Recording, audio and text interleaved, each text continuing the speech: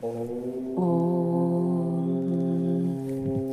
శ్రీ సాయి బాబా జీవిత చరిత్రము 34వ అధ్యాయం. ఊది మహిమ. డాక్టర్ మేనల్లుడు, డాక్టర్ పిల్లె, శ్యామ మరదలు, ఇరానీ పిల్ల, కూర్దా పెద్ద మనిషి, బొంబాయి స్త్రీ కథలు. ఈ అధ్యాయములో కూడా ఊది మహిమ వర్ణింతుము. ఊది ధరించినంత మాత్రమున ఎట్టి ఫలములు కలిగినో చూచెదము. డాక్టర్ గారి మేనల్లుడు. నాసిక్ జిల్లాలోని మాలేగాంలో ఒక డాక్టర్ ఉండెను. ఆయన వైద్యములో పట్టభద్రులు. వారి మేనల్లుడు నయము కానట్టి రాచకురుపుతో బాధపడుచుండెను. డాక్టర్ గారితో పాటు ఇతర డాక్టర్లు కూడా నయము చేయలేక ప్రయత్నించిరి. ఆపరేషన్ చేసిరి, కానీ ఏమాత్రము మేలు జరగలేదు. కుర్రవాడు మిగుల బాధపడుచుండెను. బంధువులు, స్నేహితులు, తల్లిదండ్రులను దైవ సహాయం కోరుమనిరి. షిరిడీ సాయిబాబాను చూడమనిరి. వారి దృష్టిచే అనేక కఠిన రోగములు నయమయ్యనని బోధించితిరి. తల్లిదండ్రులు షిరిడీకి వచ్చిరి. బాబా పాదములకు సాష్టాంగ నమస్కారం చేసిరి. కుర్రవాణిని బాబా ముందు పెట్టిరి.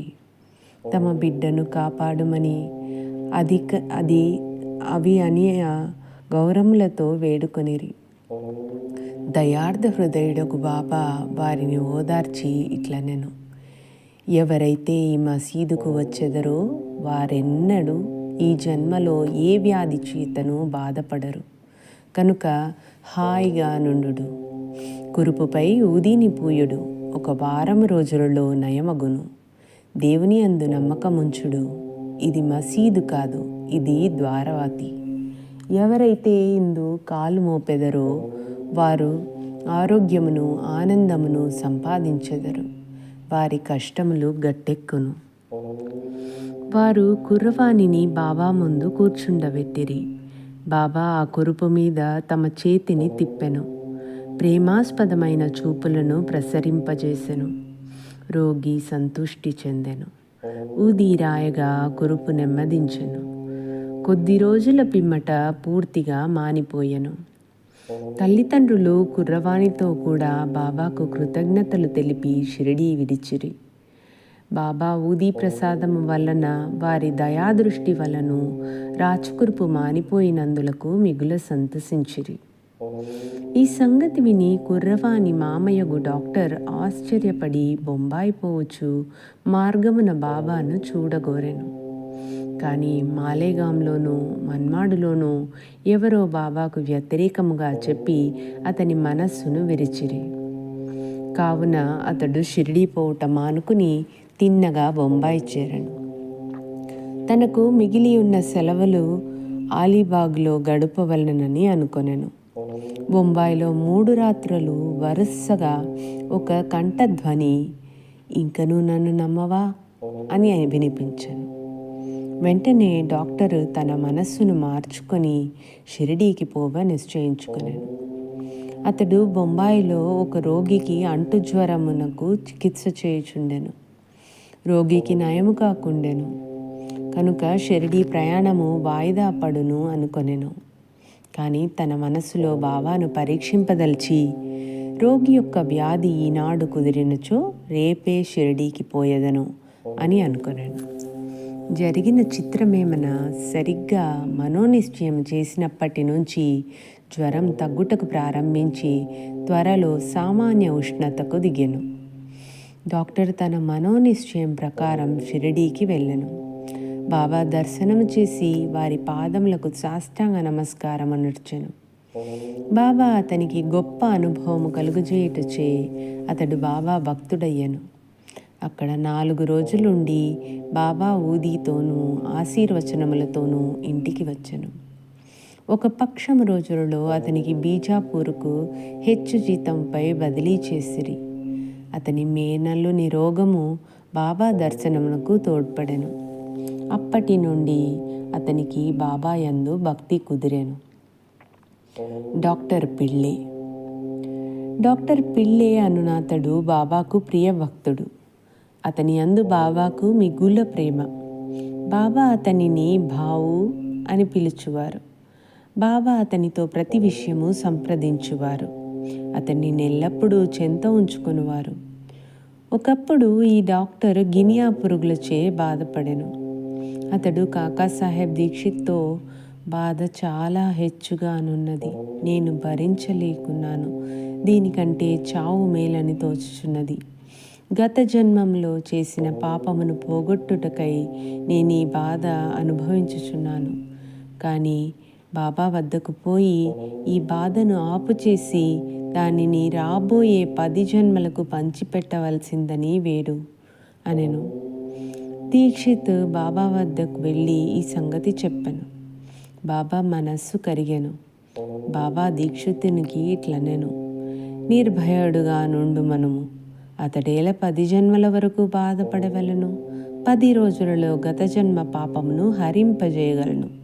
నేనిక్కడుండి ఇహపర సౌఖ్యములిచ్చుటకు సిద్ధంగా నుండా అతడేల చావును కోరవలను. అతనిని ఎవరి వీపు పైనైనను తీసుకొని రండు, అతని బాధను శాశ్వతముగా నిర్మూలించదను. ఆ స్థితిలోనే డాక్టర్ను తెచ్చి బాబా కుడివైపున ఫకీర్ బాబా ఎప్పుడు కూర్చుండు చోట కూర్చుండబెట్టిరి. బాబా అతనికి బాలీసునిచ్చి ఇట్లనెను, ఇచ్చట నెమ్మదిగా పరుండి విశ్రాంతి తీసుకోము. అసలైన విరుగుడేమనగా గత జన్మ పాపములను అనుభవించి విమోచనం పొందవలను.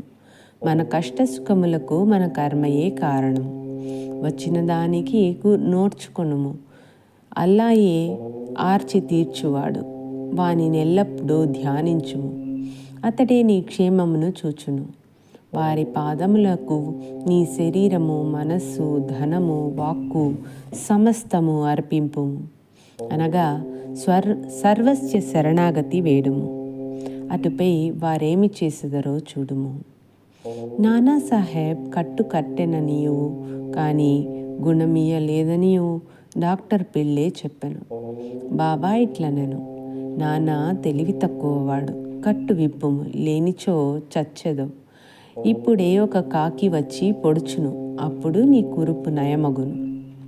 ఈ సంభాషణ జరుగుచుండగా అబ్దుల్ వచ్చెను. దీపములు బాగు చేయుచుండగా అతని కాలు సరిగ్గా పిల్లే కురుపు మీద హఠాత్తుగా పడెను. కాలు వాచియుండెను. దానిపై అబ్దుల్ కాలు పడగానే అందులో నుంచి 7 పురుగులు నొక్కబడి బయటపడెను. బాధ భరింపరానిదిగా నుండెను. డాక్టర్ పిల్లే బిగ్గరగా ఏడ్వసాగెను. కొంతసేపటికి నెమ్మదించెను. అతనికి ఏడ్పు, నవ్వు ఒకటి తర్వాత ఇంకొకటి వచ్చుచుండెను. బాబా ఇట్లనెను, చూడుడు, మన అన్న జబ్బు కుదిరి నవ్వుచున్నాడు. పిల్లే ఇట్లనెను, కాకి ఎప్పుడు వచ్చును? బాబా ఇట్లు జవాబునిచ్చెను, నీవు కాకిని చూడలేదా? అది తిరిగి రాదు. అబ్దులే ఆ కాకి. ఇప్పుడు నీవు పోయి వాడాలో విశ్రాంతి కొనుము. నీవు త్వరలో బాగయ్యదవు. ఊదిపోయిట వలన దానిని తినుట వలనను ఏ చికిత్స పొందకయే, ఔషధమును పుచ్చుకొనకయే వ్యాధి పూర్తిగా 10 రోజులలో బాబా చెప్పిన ప్రకారం మానిపోయెను. శ్యామ మరదలు. శ్యామ తమ్ముడు బాపాజీ సావుట్ బావి వద్ద ఉండేవాడు. ఒకనాడతడు అతని భార్యకు ప్లేగు తగిలెను. ఆమెకు తీవ్రమైన జ్వరం వచ్చెను. చంకలో 2 బొబ్బలు లేచెను. బాపాజీ శ్యామ వద్దకు పరిగెత్తి వచ్చి సహాయపడమనెను. శ్యామ భయపడెను. కానీ యథాప్రకారం బాబా వద్దకు వెళ్ళెను. సాష్టాంగ నమస్కారము చేసి వారి సహాయము కోరెను. వ్యాధిని బాగు చేయమని ప్రార్థించెను. తన తమ్ముని ఇంటికి పోవుటకు అనుజ్ఞ ఇమ్మనెను. బాబా ఇట్లనెను, ఈ రాత్రి సమయమందు వెళ్ళవద్దు. ఊది పంపుము. జ్వరమునకు గాని బొబ్బలకు గాని లక్ష్య పెట్టనవసరం లేదు. మన తండ్రియును యజమానియు ఆ దైవమే. ఆమె వ్యాధి సులభముగా నయమగును. ఇప్పుడు వెళ్ళవద్దు. రేపటి ఉదయం వెళ్ళుము. వెంటనే తిరిగి రమ్ము. బాబా ఊదియందు శ్యామకు సంపూర్ణ విశ్వాసముండెను. బాపాజీ ద్వారా దానిని పంపెను. బొబ్బలపై దానిని పూసి కొంత నీళ్లలో కలిపి త్రాగించిరి. దానిని తీసుకొనిన వెంటనే బాగా చెమట పట్టెను. జ్వరము తగ్గెను. రోగికి మంచి నిద్ర పట్టెను. మరుసటి ఉదయం తన భార్యకు నయమగుట చూచి బాపాజీ ఆశ్చర్యపడెను. జ్వరము పోయెను, బొబ్బలు మానెను. మరుసటి ఉదయం శ్యామ బాబా ఆజ్ఞ ప్రకారం వెళ్ళగా ఆమె పొయ్యి దగ్గర తేనీరు తయారు చేయుచుండుట చూచి ఆశ్చర్యపడెను. తమ్ముని అడుగగా బాబా ఊది ఒక్క రాత్రిలోనే ఆ బొబ్బలను బాగు చేసెను అనెను. అప్పుడు ఉదయం వెళ్ళు, త్వరగా రమ్ము అను బాబా మాటల భావం శ్యామ తెలుసుకొనగలిగాను. టీ తీసుకొని శ్యామ తిరిగి వచ్చెను. బాబాకు నమస్కరించి ఇట్లనెను, దేవా, ఏమి నీ ఆట? మొట్టమొదట తుఫాను లేపి మాకు అశాంతి కలుగజేసెదవు, తిరిగి దానిని శాంతింపజేసి మాకు నెమ్మదిని ప్రసాదించెదవు. బాబా ఇట్లు జవాబిచ్చెను, కర్మ యొక్క మార్గము చిత్రమైనది. నేనేమి చేయకున్నను నన్నే సర్వమునకు కారణభూతునిగా నెంచెదరు. అది అదృష్టమును బట్టి వచ్చును. నేను సాక్షిభూతుడును మాత్రమే. చేయువాడు ప్రేరేపించువాడు దేవుడే. వారు మిక్కిలి దయార్థ హృదయులు. నేను భగవంతుడను కాను, ప్రభువును కాను. నేను వారి నమ్మకమైన బంటును. వారినెల్లప్పుడూ జ్ఞాపకము చేయుచుందును. ఎవరైతే తన అహంకారమును పక్కకు తోసి భగవంతునికి నమస్కరించెదరో, ఎవరు వారిని పూర్తిగా నమ్మెదరో, వారు బంధములూడి మోక్షమును పొందెదరు. ఇరానీ వారి కుమార్తె. ఒక ఇరానీ వాని అనుభవమును చదువుడు. అతని కుమార్తెకు ప్రతి గంటకు మూర్ఛ వచ్చుచుండెను. మూర్ఛ రాగానే ఆమె మాటలాడలేకుండాను. కాళ్ళు చేతులు ముడుచుకొని స్పృహ తప్పి పడిపోవచుండెను. ఏ మందులు ఆమెకు నయము చేయలేదు. ఒక స్నేహితుడు బాబా ఊదిని ఉపయోగించమని అనెను. విల్లేపార్లేలో ఉన్న కాకాసాహెబ్ దీక్షిత్ వద్ద ఊది తీసుకొని రమ్మనెను. ఇరానీ వాడు ఊదిని తెచ్చి ప్రతిరోజు నీటిలో కలిపి త్రాగించుచుండెను. మొదట ప్రతి గంటకు వచ్చు మూర్ఛ 7 గంటలకు ఒకసారి రాసాగెను. కొద్ది రోజుల పిమ్మట పూర్తిగా నిమ్మళించెను. హార్దా పెద్ద మనిషి. హర్దాపుర నివాసియగు వృద్ధుడొకడు మూత్రకోశంలో రాయితో బాధపడుచుండెను. అట్టి రాళ్ళు ఆపరేషన్ చేసి తీసెదరు కనుక ఆపరేషన్ చేయించుకోమని సలహా ఇచ్చిరి. అతడు ముసలివాడు, మనోబలం లేనివాడు. ఆపరేషన్కు ఒప్పుకొనకుండెను. అతని బాధ ఇంకొక రీతిగా బాగు కావలసి ఉండెను. ఆ జ్ఞాపంపు ఈమానుదారు అచ్చటకు వచ్చుట తటస్థించెను. అతడు బాబా భక్తుడు. అతని వద్ద బాబా ఊది ఉండెను. స్నేహితులు కొందరు చెప్పగా వృద్ధుని కుమారుడు ఊది తీసుకొని దానిని నీళ్లలో కలిపి తండ్రికిచ్చెను. 5 నిమిషములలో ఊది గుణమిచ్చెను. రాయి కరిగి మూత్రము వెంబడి బయటపడెను. వృద్ధుడు శీఘ్రముగా బాగయ్యను. బొంబాయి స్త్రీ. కాయస్థ ప్రభు జాతికి చెందిన బొంబాయి స్త్రీ ఒకటి ప్రసవించు సమయమున మిగుల బాధపడుచుండెను. ఆమెకేమీయూ తోచకుండెను.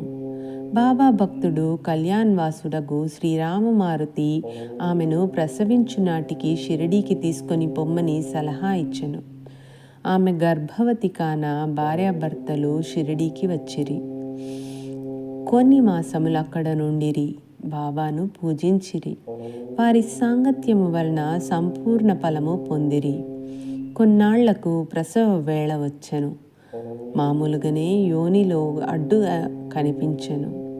ఆమె మిగుల బాధపడెను. ఏమి చేటుకు తోచకుండెను. బాబాను ధ్యానించెను. ఇరుగు పొరుగు వారు వచ్చి బాబా ఊదిని నీళ్ళలో కలిపి ఇచ్చిరి. 5 నిమిషములలో ఆ స్త్రీ సురక్షితంగా ఎట్టి కష్టము లేక ప్రసవించెను. దురదృష్టముల కొలది చనిపోయిన బిడ్డ పుట్టెను. కానీ తల్లి ఆందోళనము బాధ తప్పెను. బాబాకు నమస్కరించి వారిని ఎల్లకాలం జ్ఞప్తి అందించుకొనిరి. ఓం నమో శ్రీ సాయినాథాయ నమః. శాంతి శాంతి శాంతి. 34వ అధ్యాయం సంపూర్ణం.